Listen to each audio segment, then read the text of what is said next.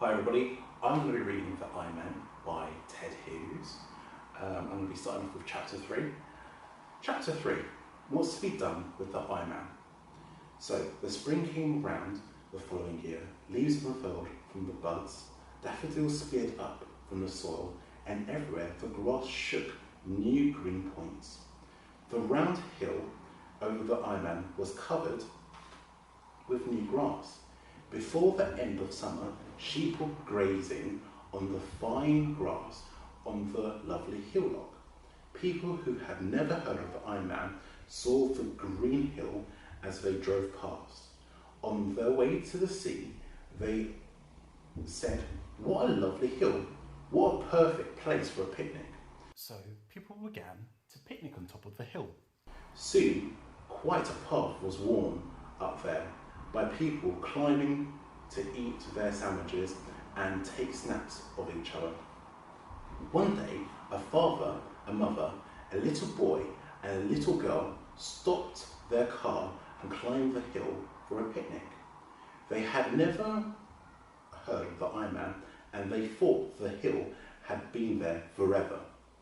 They spread the tablecloth on the grass. They set down the plate of sandwiches, a big pie, a roast chicken, a bottle of milk, a bowl of tomatoes, a bag of boiled eggs, a dish of butter, and a loaf of bread with cheese and salt and cups. The father got his stove going to boil some water for tea, and they all lay back on rugs, munching the food and waiting for the kettle to boil. Under the blue sky, suddenly the father said, "That's funny." "What is?" asked Mother. "I felt the ground shake," the father said. "Here, right beneath us." "Probably an earthquake in Japan," said the mother. "An earthquake in Japan?" cried the little boy. "How could that be?" So the father began to explain how an earthquake in a far distant country that shakes down buildings and empties lakes sends a jolt right around the earth. People far away in other countries feel it as nothing more than a slight trembling of the ground. An earthquake that knocks a city flat in South America might do no more than shake a pitcher of war in Poland. But as the father was talking, the mother gave a little gasp, then a yelp. "The chicken!" she cried. "The cheese! The tomatoes!" Everybody sat up. The tablecloth was sagging in the middle. As they watched, the sag got deeper and all the food fell into it, dragging the tablecloth right down into the ground. The ground underneath was splitting, and the tablecloth, as they watched, slowly folded and disappeared into the crack, and they were left staring at a jagged black crack in the ground. The crack grew, it widened, it lengthened, it ran between them. The mother and the girl were on one side, and the father and the boy were on the other side. The little stove toppled into the growing crack, and with a clatter, the kettle disappeared. They could not believe their eyes. They stared at the widening crack.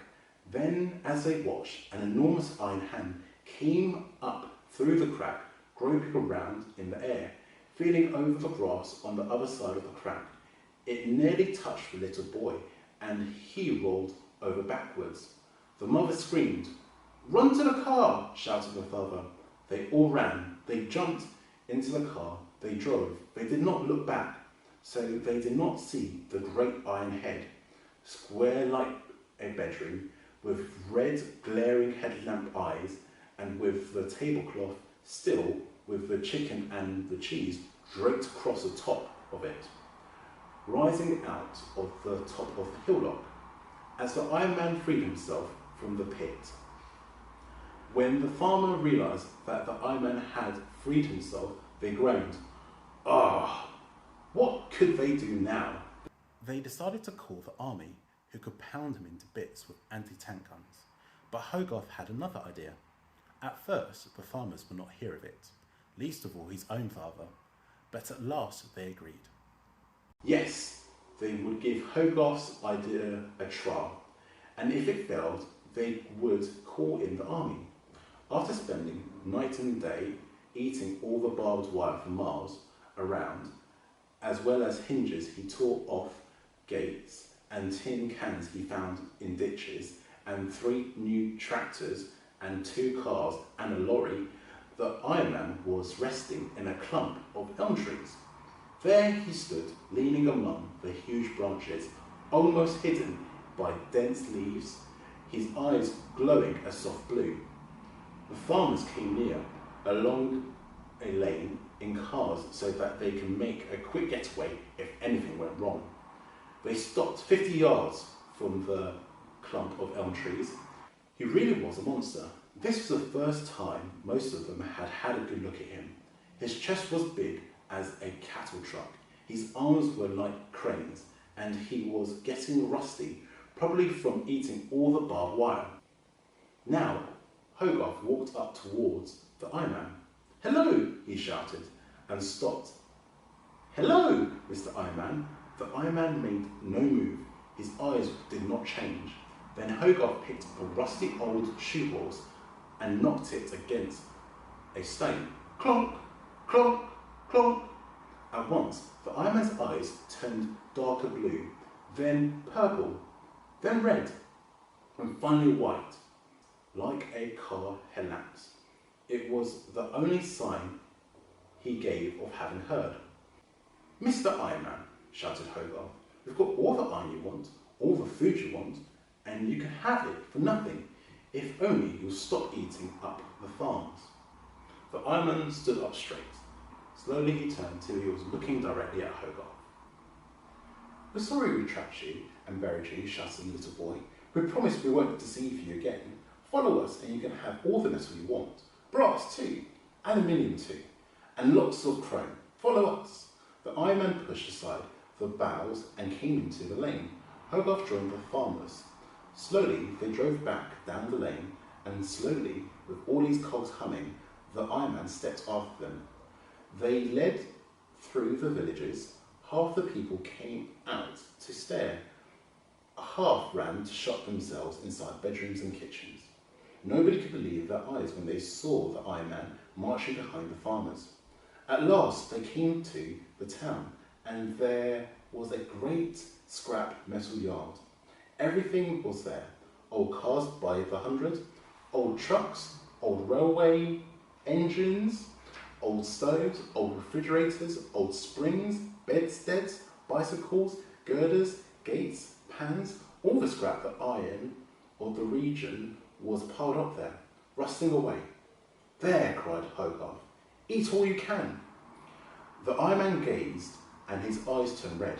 He kneeled down in the yard. He stretched out on one elbow. He picked up a greasy black stove and chewed it like a toffee.